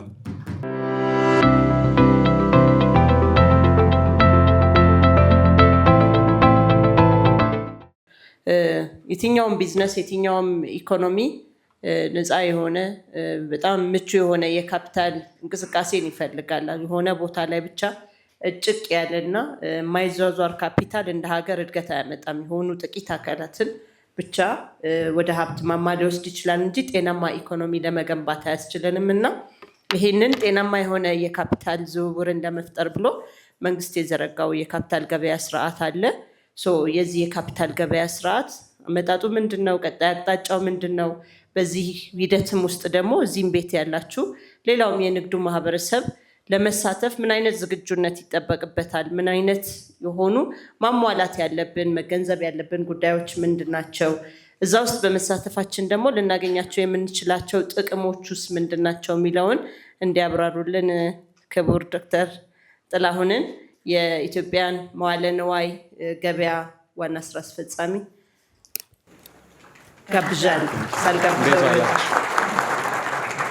ቶሎ ሮጥ ያልኩት የንግድ ሰው ፎርማሊቲ ሲበዛበት ሁለተኛ ስብሰባ አይመጡላችሁም። ስለዚህ ቶሎ ወደ ገደለው መግባት መለማመድ አለባችሁ። እኔ በስራችን የተማርኩት አንዱ ነገር እሱ ነው። ብዙ የፎርማሊቲ ፕሮሰስ ሰው ያሰላቻል። 10 ደቂቃ ሰው ሲያቀርበው ደስ ይለኛል። እኔ ግን በ10 ደቂቃ ነገር ጨርሼ የማውቅ አይመስለኝም። ሰው ትራይ ሪማይንድ ሚ አስማ አንድ 2-3 ኦብጀክቲቮች አሉኝ እነዚህ 10 ደቂቃ ውስጥ። አንዱ ትንሽ ቅድም አስማም ከጀመረችው ሀብታሙም ከጀመረው ጉዳይ ላይ አንስተን የንግድ የቢዝነስ የኢኮኖሚ ጉዳያችን አቅጣጫ ወይ ትኩረት አቅጣጫ ምን ይመስላሉ የሚለውን ነገር ትንሽ መልሼ እኔም አሰስ ለማድረግ፣ 2 ስለ ካፒታል ማርኬት ስለ ስቶክ ማርኬት ስለምንሰራው ስራ ትንሽ ማሳየት፣ እዚሁ ጉዳይ ደግሞ ስለ ስቶክ ማርኬት ስለ ካፒታል ማርኬት ስናወራ ለእናንተ ቀረብ ብላችሁ ብታዩት የትኞቹ ጉዳዮች የበሰሉ ናቸው፣ በሚቀጥለው ዓመት 2 ዓመት 3 ዓመት ሬሌቨንት የሚሆኑት ጉዳዮች የቶቹ ናቸው የሚለውን ነው ፎከስ ማድረግ። አይ ቲንክ ቅድም አስማም ካነቸው አንጻር ከሀብታሙ ከነሳውም አንጻር 1-2 ጉዳዮች ትኩረት ማድረግ ፈልጌ ነው። አንዱ የኢኮኖሚ ሪፎርም እንደ ዞሮ ያው እኛ ቤት ሲወርድ ምን ይመስላል ለሚለው እና ከንግድም ከቢዝነስም ጋር እንድታዩት የፈለግኳቸው 1-2 ጉዳዮች፣ አንዱ በአብዛኛው ኢኮኖሚያችን በጣም አንፕሬዲክተብል የነበረበት በተለይ የዋጋ ግሽበት፣ ያንን ደግሞ የዋጋ ግሽበት የሚያመጡ የኢኮኖሚ ፖሊሲዎች ብዙም ቁጥጥር የሌለበት ሁኔታ የነበረው የኢትዮጵያ ኢኮኖሚ ለ20-30 ዓመት በጣም ከ20-25 በመቶ በላይ ኢንፍሌሽን የነበረበት ኢንቫይሮንመንት ነው። በዛ ምክንያት የንግዱ ማህበረሰብ የስራ እቅድ ሲያወጣ ከ1 ዓመት ያለፈ የኢንቨስትመንትም የሀብት የማፍራትም ሪስክ የመውሰድም ስራ አያስብም። ያ ነው በአብዛኛው ወደ ንግድ ብቻ እንድናተኩር ያደረገን ብዬ የማስበው። ሰዎች ሁላችንም ንግድን ብቻ የምንወድ ማኑፋክቸሪንግ የምንጠላ ቋሚ የረዥም ጊዜ ፕሮጀክቶችን ምንጠላ ሆነን አልተፈጠርንም ባይ ነኝ።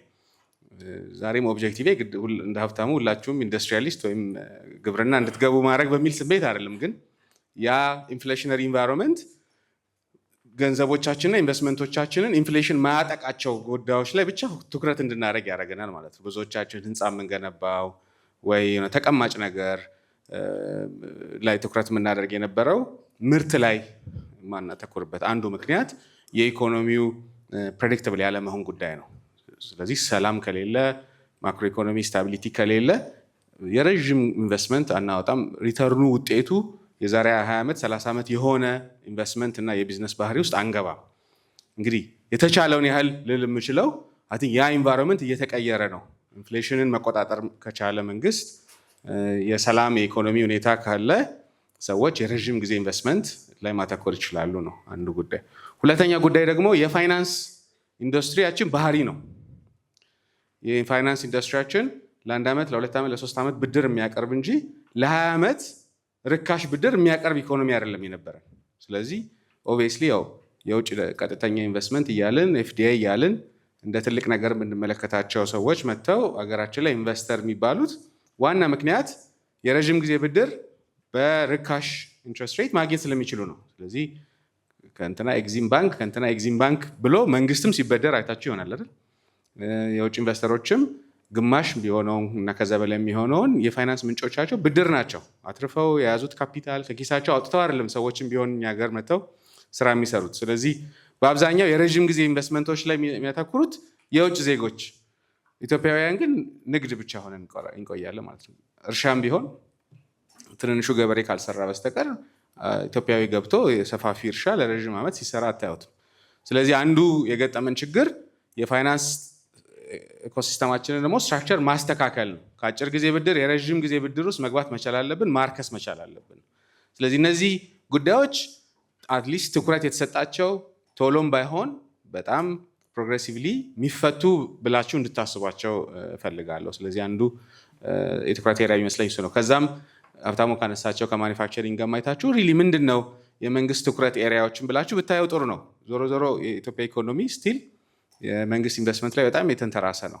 አሁን ያለው ትኩረት የግሉ ዘርፍ ሚና እንዲዳብር እንዳለ ሆኖ የመንግስት የትኩረት አቅጣጫዎች ምንድን ናቸው? ለምሳሌ ቅድም ኮሪደር ላይ ቡና ስንጠጣ ስለ ቤት፣ ስለ ሃውሲንግ፣ ስለ መሰረተ ልማቶች ወይም ቅድም ሀብታሙ እንዳለው ስለ ኢትዮጵያ ታምርት ሲታሰብ የቱ አካባቢ የምርት ፍላጎት አለ፣ የመንግስት ዳይሬክሽን ወዴት ነው፣ የእኔ ሮል ምንድን ነው? እስከዛሬ በአቅሜችን እንሰራ ነበር፣ ግን በሚቀጥለው 10 ዓመት ደግሞ ሰፊ ፍላጎት ያለው ምን ኤሪያ አካባቢ ነው? ፋይናንስም አቴንሽንም ትኩረትም ድጋፍም ወደዛ የሚሄድ ከሆነ እንድታዩት ያስፈልጋል ነው። ሃውሲንግን ብቻ ብላችሁ ስታዩት ስለ ምንጣፍ ሳወራ ነበር ነው። ብዙዎች እስቲ ምንጣፍ የሚያስገባ ለዚህ ውስጥ ምንጣፍ የሚያስገባ የሚያከፋፍል፣ ላይቲንግ የሚያስገባ የሚያከፋፍል፣ ቀለም የሚያስገባ የሚያከፋፍል፣ ኤሌክትሪሲቲ፣ ብረታ ብረት፣ ቤት የማይነካው ነገር የለም። ብዙዎች የአውሮፓ ኢኮኖሚዎችን አይታችሁ ከሆነ መጀመሪያ ቤት ከሰሩ በኋላ ነው ኢኮኖሚያቸው ደግሞ ሌላውን ቤት ውስጥ የሚገባውን እቃ ጭምር ቴሌቪዥን መገጣጠም፣ ፍሪጅ፣ የኪችን እቃዎች፣ ምን ለብሰው ልብስ፣ የምንቀመጥበት ሶፋ፣ እነዚህ ሁሉ ቤዚክ ኒዶቻችን ከቤት ጋር የተገናኙ ናቸው። ስለዚህ መንግስት 1.5 ሚሊዮን ቤት እሰራለሁ ሲል እነዛን 1.5 ሚሊዮን መቼም በመንግስት የልማት ድርጅት አያመርታቸውም። ስለዚህ የፖሊሲ ኤሪያ ነው ብላችሁ ካሰባችሁ እናንተም እሱ ጋር እንዴት እኔ መተሳሰር እችላለሁ፣ ረዥም ጊዜ ሰስተነብል ዲማንድ አለ ማለት ነው፣ ትኩረት አቅጣጫ ነው፣ ድጋፍ አለ ማለት ነው ብላችሁ ስራችሁንም እንድታቀኑ ያደርጋል።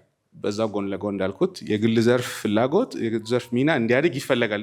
ብዙ ጊዜ ሲምቦሊክ ነው ይገባኛል። ሜይ ቢ ዲስ ታይም ኢትስ ሲሪየስ ብዬ የማስበው አንዱ ትምህርት የኢትዮጵያ ኢኮኖሚ ለ20 ለ30 ዓመት ጥሩ ፖዚቲቭ እድገት ኖሮትም ግን የህዝብ ኢንቨስትመንት የፐብሊክ ኢንቨስትመንት ላይ የተንተራሰ ነው። መንገድ ስንሰራ፣ ሆስፒታል ስንሰራ፣ ትምህርት ቤት ስንሰራ ነው ጂዲፒያችን ሲያድግ የነበረው። ባቡር መንገድ ስንሰራ አንዱ ሌሰን ግን እነዛ ሁሉ ፐብሊክ ኢንቨስትመንቶች ምርታማነትን፣ ተወዳዳሪነትን፣ ኤክስፖርትን፣ ስራ መፍጠርን ላይ ሰስተነብል አይደሉም። መንግስትም ተበድሮ ሲሰራቸው ሊቀጥል አይችልም። እነሱም ውጤት አላመጡም። ባቡር እንዘረጋና ባቡሩ እንዲመላለስበት የምንፈልገው ምርት የለም። ተማሪ ብዙ ትምህርት ቤቶች ሰርተን የተማሪው ፕሮዳክቲቪቲ እና ውጤታማነት ጥሩ አይደለም ይመስለን ይሆናል እንጂ ኢትዮጵያውያን ጎበዞች ናቸው እንደዚህ የምንለው። ጂዲፒ ሁሌ ጂዲፒ አንደኛ እያለን ከኢስት አፍሪካ ታያላችሁ። ኢትዮጵያ 130 ሚሊዮን ህዝብ ይዛ 50-60 ሚሊዮን ከሚሆን ኬንያውያን ጋር በጂዲፒ ራሳችንን ኮምፔር ስናደርግ የሚያሳፍር እንጂ የሚያኮራራ አይደለም። ቤርሊ ነው የምንሻለው ከነዚህ ኢኮኖሚዎች፣ ከታንዛኒያ፣ ከዩጋንዳ። በህዝብ ግን እኛ ከነሱ ሁሉ በላይ ነን። ያ የሚያሳያችሁ 130 ሚሊዮን ኢትዮጵያዊ ከ50 ወይም ከ60 ሚሊዮን ኬንያዊ እኩል ነው የሚሰራው።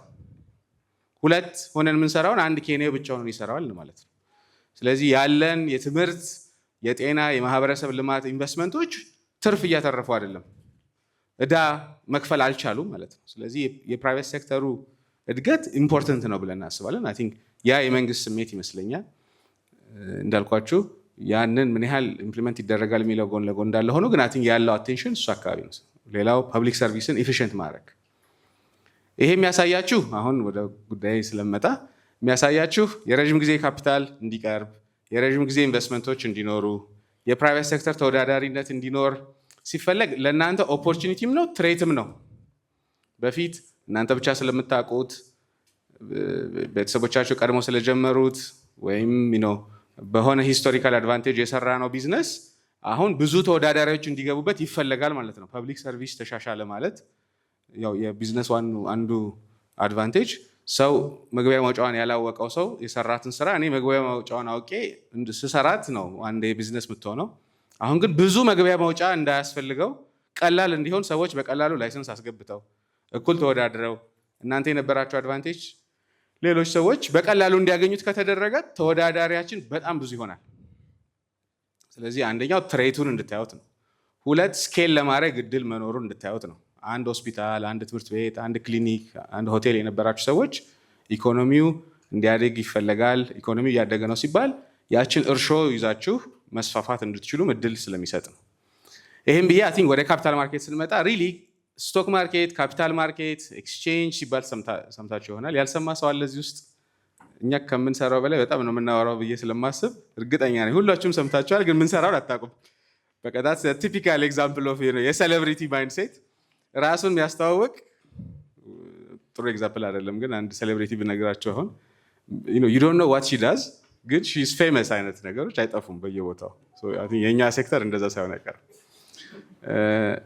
የካፒታል ማርኬት እና ስቶክ ማርኬት አይ ቲንክ 2-3 ዓላማዎች አሉት። ብዙ ጊዜ ስለ ቁጥር፣ ስለ ሪስክ፣ ስለ ቴክኖሎጂ ያደርግና ራሱን ልክ በሙስሊምም ወይም በክርስትናም እንዳለው የሃይማኖቶች አባቶች ነገር እንዳይገባቸው ከፈለጉ ወይ በአረብኛ ወይ በግዕዝ አድርገው ኮምፕሌክስ አድርገው ብቻ ተቀበላት የሚሏቸው አይነት ነገር ማለት ነው። እንደዛ ነው ስቶክ ማርኬትም ደሞዛችንን እርን ለማድረግ ኮምፕሌክስ እናደርግና ቢገባችሁ ይሄ ነገር ያካበዱ ነው እንጂ ሪሊ ኮምፕሌክስ አይደለም እንዳትሉን ማለት ነው።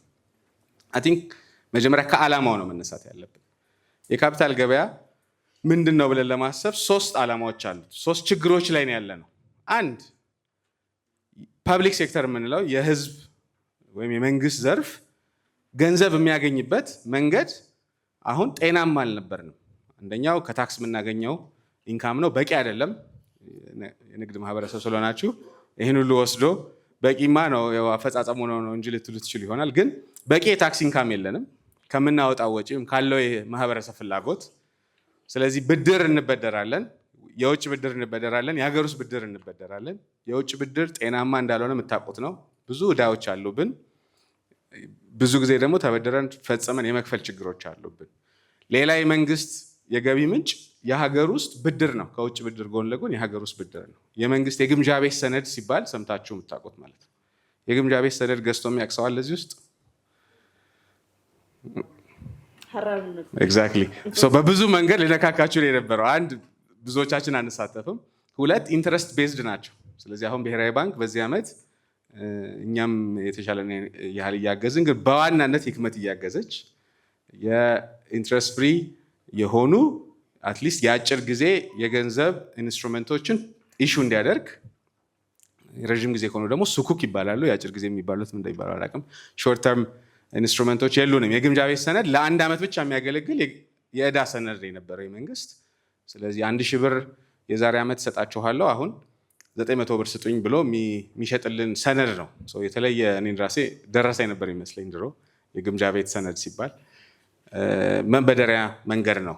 አሁን 40-50% የሚሆነውን የኢትዮጵያ ማህበረሰብ የሚይዘው ሞሮሌስ ሙስሊም ፖፑሌሽን ምንም እዚህ ሴክተር ላይ ተሳትፎ አያውቅም ማለት ነው። ስለዚህ አይቆጥብም፣ ለረዥም ጊዜም ሴቭም አያደርግም። መንግስትም ከዚህ ኮሚኒቲ ምንም አይነት የረዥም ጊዜ ፋይናንስ አያገኝም ማለት ነው። ስለዚህ አንድ መሻሻል አለ። መንግስት ከአሁን በኋላ ከብሔራዊ ባንክ ገንዘብ በቀጥታ ወይም ፕሪንት አድርገው አልበደርም፣ አቆም ያለው ኢንፍሌሽን አልፈልግም፣ ስለዚህ ከኢኮኖሚው ነው ገንዘብ መወስደው ሲል ወይ ከታክስ ወይም ደግሞ ከብድር ነው የሚወስደው። ከብድር ሲወስድ ደግሞ የግምጃ ቤት ሰነድን የመሰለ አይነት ኢንስትሩመንት ኢሹ ማድረግ አለበት። ስለዚህ ኮንቬንሽናሉም ሸሪያ ኮምፕላያንት የሆነውም የግምጃ ቤት ሰነድ ኢንዱስትሪ የለም፣ የሞተ ነው። ከኢንሹራንሶች ከፔንሽኖች በስተቀር እና ከባንኮች በስተቀር ብዙ ሰው ኢንቨስት አያደርግም። ስለዚህ ያሉን የጡረታ ፈንዶች ሪሶርስ አለ፣ በጣም ሊሚትድ ነው። ባንኮች አልፎ አልፎ ይሳተፋሉ፣ በጣም ሊሚትድ ነው። ስለዚህ ግለሰቦች፣ የእናንተ ቢዝነስ ኢንዱስትሪ ለመንግስት አያበደርም። መንግስት ግን እስከ 20% አሁን በወለዱ ዓለም ካያችሁት እስከ 20% ድረስ ወለድ ከፍሎ ከኢንሹራንሶች እና ከባንኮች ከፔንሽን ፈንዶች ብድር ይበደራል። ስለዚህ ሰርቶ 20% አትርፌ ይመልሳለሁ ብሎ ከሀገር ውስጥ ካለው ኢንትረስት ፍሪ ኢንስትሩመንት ከሚፈልገው ኮሚኒቲ ደግሞ መበደር መቻል አለበት። ስለዚህ እሱን አንዱ የካፒታል ገበያ መምጣት ዋና ፍላጎት መንግስት የረዥም ጊዜ ፋይናንስ እንዲያገኝ ማመቻቸት ነው። ጎን ለጎን ደግሞ የግሉ ዘርፍ የረዥም ጊዜ የፋይናንስ ፍላጎት ማሟላት ነው። ከባንክ ከሚያገኘው የፋይናንስ አማራጭ ጎን ለጎን የካፒታል ገበያ ስርዓት ላይ የሚመጡ ፕሮዳክቶች የምንላቸው ወይም የመበደሪያ ወይም ፋይናንስ የማሰባሰቢያ ኢንስትሩመንቶችን ማሳደግ ነው። አንዱ የምታውቁት ያው አክሲዮን ነው። አክሲዮን ባንክ ያቋቋማችሁ ሊሆን ይችላል ወይ ከባንክ ሌላ ብዙ የሉም፣ ግን ድርጅቶች ውስጥም በአክሲዮን አቋቋማቸው ይሆናል። ብርቅ አይደለም። አክሲዮን ማህበር አቋቋመ አክሲዮን ሽጦ ካፒታል ማሰባሰብ ለእናንተ አዲስ ነገር አይደለም። ስለዚህ ስቶክ ማርኬት ሲመጣ እያደረገ ያለው አንዱ የአክሲዮን ማህበራትና እሱ አካባቢ ያሉ የነበሩ ችግሮችን መቅረፍ ነው። ከዚህ በፊት አሁን እዚህ ውስጥ እስቲ አንድ ላይ ሰብሰብ ብለን አሁን አንድ አክሲዮን እናቋቋም ቢባል እዚህ ውስጥ ምንድነው የምትሉት? ማን ነው አደራጁ? ምናምነው ሰው ነው የምትሉት አይደል? ስለዚህ መርጠን አሁን እዚህ ውስጥ እድሜ ባለጸጋ ወይ ሼህ ነው የምናመጣው ወይም የተማረ እንደዚህ ብለን እነሱን ነው የምናምነው እንጂ ድርጅቱ እቅዱ ምንድነው? ያሉበት ሪስክ ምንድነው? ከዚህ በፊት ደግሞ ትንሽ ታሪክ ከነበረው የታለ ኦዲትድ የሆነ የፋይናንስ ሪፖርት ብለን አንጠይቅም። ስለዚህ የካፒታል ገበያ ስርዓት የሚያደርገው አንዱ እሱን ይህንን ማዘመን ነው። አዋቂዎች፣ የተማሩ ሰዎች፣ ነፍስ አባቶች፣ የሃይማኖት አባቶች እንደዚህ የሚለውን ሀሳብ ትተን ቢኮዝ እሱ ከባንክና ከፋይናንስ ሴክተር ውጭ ብዙ የትም አላዘለቀንም። ከባንክና ከፋይናንስ ሴክተር ውጭ ያሉ አክሲዮን ኩባንያዎች ቁጥር በጣም ውስን ነው፣ እድገታቸውም ውስን ነው። ዋና መሰረታዊ የምንለውን አገልግሎቶች፣ ምርት፣ እርሻ በአክሲዮን ኩባንያነት ተደራጅቶ የምናገኘው ብዙ ቦታ የለም እንደምታውቁት። ግን ከአሜሪካ ሲሆን ግን ታገኛላችሁ። ይኸው አሁን ስልክ ይዛችኋል መቼም ሳምሰንግ ወይም አይፎን ወይም የሆነ ነገር ይዛችኋል። እነዚህ የአክሲዮን ኩባንያዎች ናቸው። 120 ሚሊዮን የሚሆኑ አሜሪካውያን ገንዘብ አዋጥተው ያቋቋማቸው ድርጅቶች ናቸው። ስለዚህ የዕለት ተዕለት ጉርሻችን ላይ ሮል ያላቸውን ስራዎች እየሰራን አይደለም ማለት ነው በማህበር ደረጃ ተደራጅተው። ስለዚህ ፋይናንስ የሚያገኙበት ኩባንያዎች አማራጭ ከባንክ አልወጣም ማለት ነው። ስለዚህ አንድ የካፒታል ገበያ መምጣት እሱን ያደርጋል። እሱን ለማድረግ ሁለት ተቋማት ወይም ብዙ ሚና ካላቸው ተቋማት መካከል ሁለት ዋና ተቋማት መቋቋም ነበረባቸው። አንዱ የካፒታል ገበያ ባለስልጣን ነው። ልክ እንደ ብሔራዊ ባንክ ተቆጣጣሪ ተቋም ነው። እንደ አክሲዮን ኩባንያ የተደራጀ ተቋም ውስጥ ካላችሁ ምዝገባ እየተደረገ ነው። አክሲዮኖቻችሁን አስመዝግቡ፣ ከአሁን በኋላ ካላስመዘገባችሁ አክሲዮን መሸጥ አትችሉም፣ ኤክሴትራ እያለ ሲቆጣጠር የምታዩት ተቋም ነው። የመንግስት ተቋም ነው።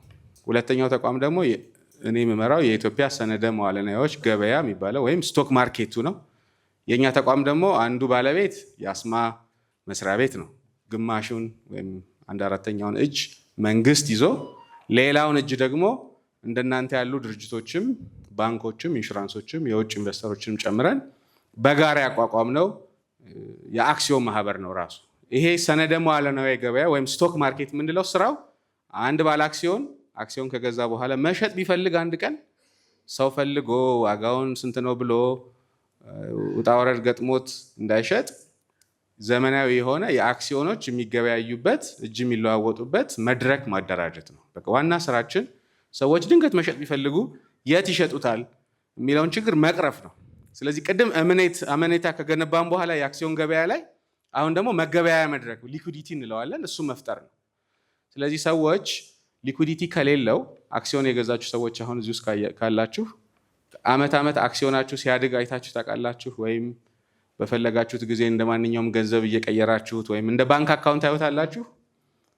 የሆነ ርስት ነገር ነው የምታደርጉት አይደል? ይሄ ሜይ ቢ ለልጆች አንድ ቀን ወይም ስላስገደዳችሁ ሂጅራ ባንክ ወይ ዘምዘም ባንክ መጥቶ እንጂ አንድ ቀን 1000 ብር ያወጣሁት ዛሬ እዚህ ያስቀመጥኩት 1000 ብር ልክ እንደ ሌሎች ኢንቨስትመንቶቼ ቤት እንደገዛሁት ቶዮታ መኪና እንደገዛሁት ወይ የሆነ ቦታ እንደገዛሁት ሁሉ ከአመት ኢንፍሌሽንን እየቻለ ሄጅ እያደረገ እንለዋለን የሚያድግ ኢንቨስትመንት ነው። አክሲዮን መግዛት እንደዚህ አይነት ኢንቨስትመንት ነው ብላችሁ አታስቡትም ማለት ነው። ያ መቀየር አለበት። ሰዎች ኢንቨስትመንትን ካፒታል ማርኬት ላይ ያላቸውን ኢንቨስትመንት ከሌሎች ኢንቨስትመንቶቻቸው ጋር እኩል እንዲያዩት ማድረግ መቻል አለብን። ይሄ ነው አንዱ የስቶክ ማርኬት ሌላ ኦብጀክቲቭ። ስለዚህ ሁለት ዓላማዎች ተናገርናል። አንዱ የፐብሊክ ሴክተር መንግስት ገንዘብ እንዲያገኝ ማድረግ፣ ሌላው ደግሞ ፕራይቬት ሴክተር ገንዘብ እንዲያገኝ ማድረግ። ፕራይቬት ሴክተር እንዳልኳቸው አንዱ በአክሲዮን በመሸጥ ምንለው በደንብ የምታውቁት ያው ባንኮች ሲቋቋሙ ያው ከባንክ ተበድረው አላገኙት መቼም ካፒታል። ስለዚህ የካፒታል መሰባሰብ አንድ ትልቅ አይኤፍቢ ባንክ እንደሚፈጠር አይታችኋል ማለት ነው። ብዙዎቻችን መሰባሰብ ትርፋማም እንደሚሆኑ ለህዝብም ችግር ፈቺ የሆነ ስራ እንደሚሰሩ ለእኛም ደግሞ ውጤት እንደሚያመጡ አይታችኋል። ሶስተኛውን እናገርና አቆማለሁ። ዋናው ሶስተኛ ትርጉም ደግሞ ቁም ነገር ደግሞ ኢንቨስተሮች እኛና እናንተ በተለምዶ ከምንቆጥብባቸው ሴቭ ከምናደርግባቸው መንገዶች ወጣ ባለመልኩ ደግሞ ለረጅም ጊዜ መቆጠብ የሚያስችለን መድረክ ማዘጋጀት ነው። ቅድም እንዳልኳችሁ የግምጃ ቤት ሰነድ አትገዙም። ወደፊት ግን ምን ትገዛላችሁ? ከብሔራዊ ባንክም ቢሆን ከሸሪያ ጋር የተጣጣመ የዕዳ ሰነድ ትገዛላችሁ። ግል ድርጅቶችም ቢሆኑ ልክ ባንኮቹ ለምሳሌ አይኤፍቢ ባንኮች እስካሁን አክሲዮን ነበር የምትገዙት ከነሱ። ወደፊት ደግሞ ሱኩክ ግዙን ብለው ይመጣሉ። ሱኩክ ምንድነው? የረዥም ዓመት ቦንድ ብላችሁ አስቡ። ስለዚህ እገሌ ባንክ ህንፃ ላሰራ ነው፣ በ10 ዓመቱ ዋናውን እከፍላችኋለሁ፣ በየዓመቱ ደግሞ ትርፍ እከፍላችኋለሁ ብሎ ልክ እንደ ኮንቬንሽናል ቦንድ መንግስትም ኢሹ ሊያደርግ ይችላል። እነዚህም ባንኮች ይህንን አይነት የዕዳ ሰነድ ኢሹ ሊያደርጉ ይችላሉ። ስለዚህ ዋናው ሶስተኛ ዓላማ ደግሞ እኛ ኢንቨስተሮች፣ ቆጣቢዎች፣ ግለሰቦች የመቆጠቢያ መንገድ ማግኘታችን ማረጋገጥ ነው። እዚህ ውስጥ ከቁጠባ ኢንስትሩመንቶቹ መካከል እስካሁን ከሸሪያ ጋር የተጣጣመ አክሲዮን፣ ከሸሪያ ጋር የተጣጣመ የዕዳ ሰነድ እንደ ሱኩክ አይነት ፈንዶች የምንላቸው ወደፊት ከእናንተ መካከል አንዱ ተነስቶ በሉ ልክ እንደ ዕቁብ ገንዘብ አሰባስባለሁ፣ እናንተ የምትሰጡኝን ገንዘብ ሄጄ ደግሞ አክሲዮን እገዛበታለሁ፣ ሱኩክ እገዛበታለሁ፣ ለማረገው ኢንቨስትመንት ደግሞ ተመዝግቤያለሁ፣ ውጤታማነቴም ደግሞ አመታዊ ሪፖርት አወጣለሁ የሚላችሁ ደግሞ እንደዚህ ፈንድ ማኔጀሮች ይመጣሉ። በሌላው ዓለም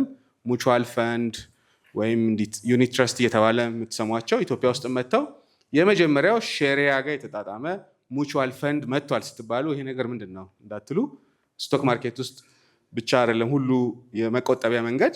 እነዚህ ኢንቨስትመንት ባንኮች ምንላቸው ልክ ደግሞ እንደ ማንኛውም ኮንቬንሽናል ፕሮዳክት ከሸሪያ ጋር የተጣጣመ ፕሮዳክት ይዘው ይመጣሉ። ስለዚህ የስቶክ ማርኬት ዓላማ ሞባይል ላይ አይታችሁ የቴሌ አክሲዮን እንትና ገባ 10 ብር ገባ 5 ብር ገባ ብሎ እንደኛ ማነብነብ ሳይሆን ኦብጀክቲቭ እነዚህን 3 አካላት ማገልገል ነው። ሁለቱን ተቋማት ፋይናንስ እንዲያገኙ ማድረግ፣ ከዛ ደግሞ ኢንቨስተሮችን እንደናንተ አይነት ድርጅቶቻችንን ጨምሮ የቁጠባ የረዥም ጊዜ የቁጠባ መድረክ ማዘጋጀት። እዚህ ጋር ቆማለሁ። አስማ ቴንክ ዩ።